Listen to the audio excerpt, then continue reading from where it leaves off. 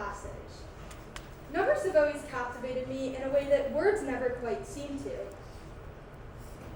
Solving a difficult equation makes me feel like I'm organizing chaos with a clear goal in sight. I've simply always thought that that's just how I am. But what if this so-called talent wasn't something I was born with, but rather something I developed over time unintentionally? Becoming numerically gifted was actually something I had to train my brain to unlock. And what if chess was the key? At my elementary school, every kindergarten class had weekly visits from chess masters. They taught each student the very basics of the game. I was instantly enthralled. Sitting in front of a chessboard sparked my mind in a way I craved. Analyzing 32 pieces and creating stories and game plans soon became a deep passion of mine. When I was younger, I was always told that no matter what I choose to do, I must stick to it. And I did.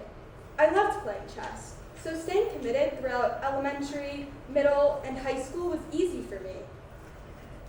If I had told my younger self that by now I would have mastered strategies like the Roy Lopez opening, discovered attacks, and smothered mates, I would have been absolutely in awe.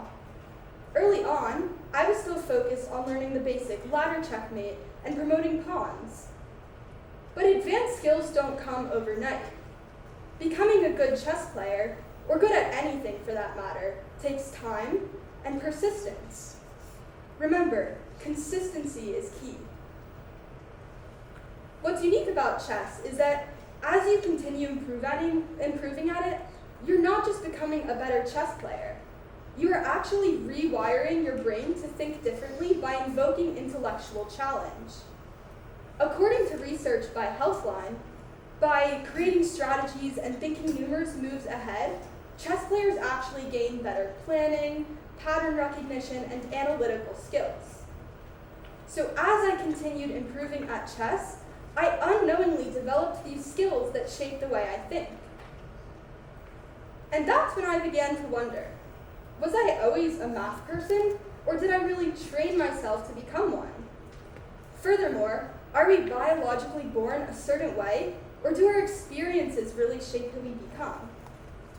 For centuries, we've debated this question referred to as the concept of nature versus nurture.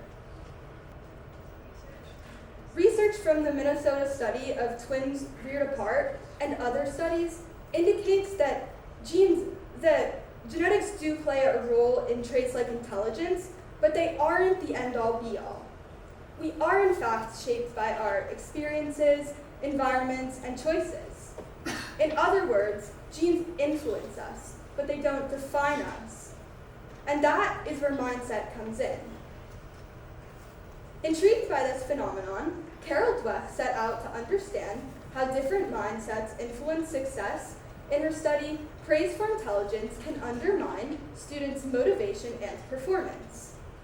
In her experiment, she gave two groups of students the exact same puzzles, except one group was praised for their intelligence, while the other group was praised for their effort.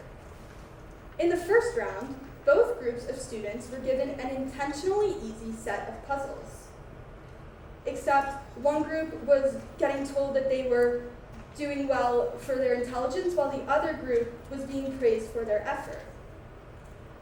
And in the second round, both groups of students were given a choice: complete another set of easy puzzles, or attempt a more difficult set described as an opportunity to learn. And here's what happened.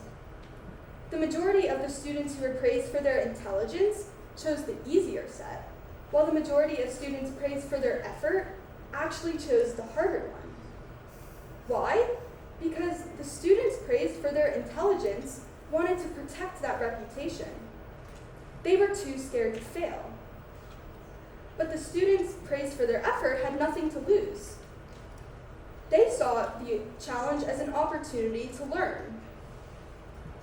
In the third round, both groups of students were given an intentionally difficult set of puzzles that most were expected to struggle with. The students praised for their intelligence were quickly discouraged and frustrated, but the students praised for their effort persisted longer, and enjoyed the challenge more.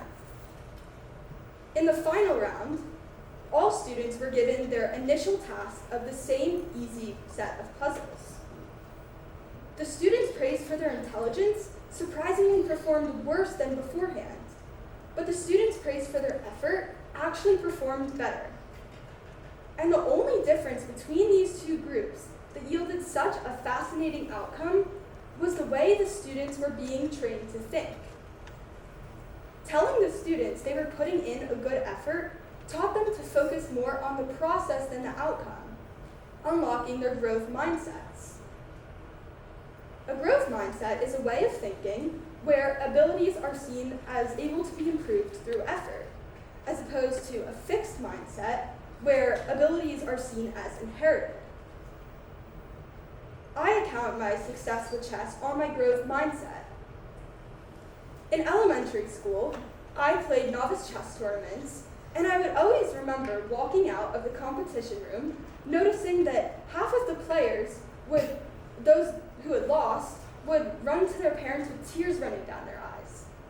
But I was different. I never shed a tear. And no, I didn't win 100% of my matches. I just wasn't upset if I had lost. If I had lost to a better player, I would have gotten to witness how better players win.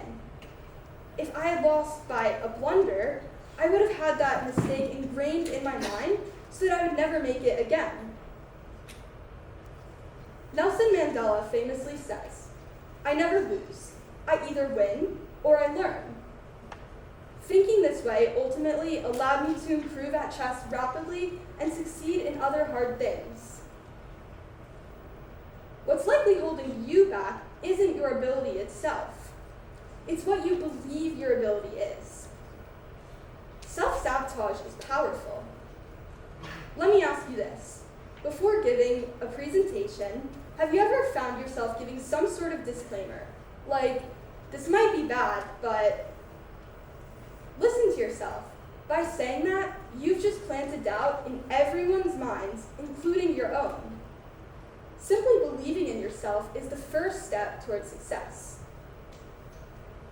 Take Andre Agassi's story, for example. In 1995, he was #1 in the world at men's tennis. But just 2 years later, he fell to 141. He didn't suddenly lose all of his skill overnight. What he had lost was discipline and belief in himself. That's when his new coach, Brad Gilbert, stepped in and helped Agassi shift his mindset. He had to stop seeing discomfort as a signal to quit and start seeing it as a signal for growth. And that shift in mindset made all the difference. 2 years later, he won the French Open, and within the next 5 years, he returned to #1 in the world multiple times. Another one of my favorite former tennis players is Roger Federer, particularly because of his unparalleled mental game. In the 1,526 singles matches he played throughout his career, he won almost 80% of them. But let me ask you this. Within those matches, guess what percent of points he won? Only 54%.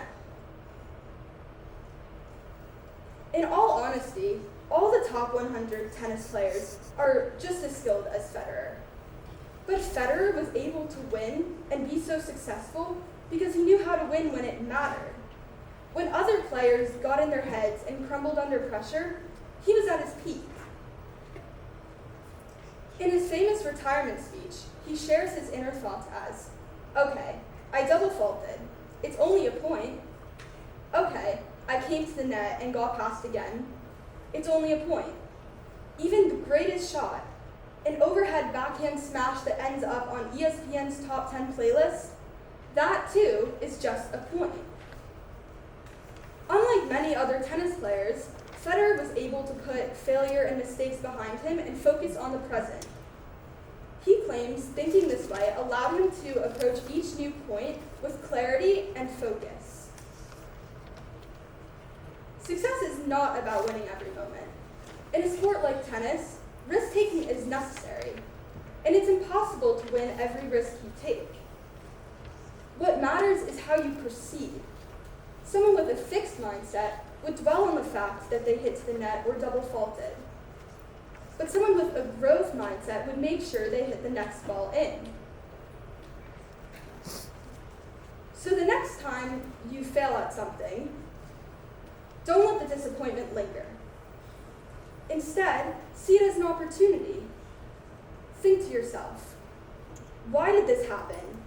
What can I do differently to achieve the outcome I want? If you create an actionable plan and follow through with it, I guarantee you will succeed.